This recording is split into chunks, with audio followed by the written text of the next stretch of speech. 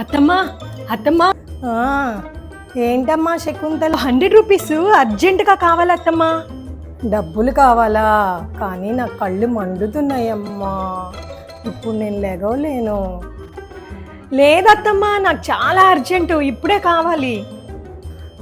అంత అర్జెంటా? అయితే నా పర్స్ అక్కడ ఉంది, తీసుకురామ్మా. ఇదిగోండి అత్తమ్మా, పర్స్ తీసుకొచ్చాను. అందులో ఫ్రంట్ జిప్లో డబ్బులు ఉంటాయి, తీ తల్లి. ఇదిగోండి అత్తమ్మా. ఇదే నోటమ్మా శకుంతల. అత్తమ్మా, ఇదేమో 500, ఇదేమో 100 అత్తమ్మా. ఓ ఇదా? అయితే ఇది తీసుకొని నాకు 400 చేంజ్ ఇచ్చేయమ్మా.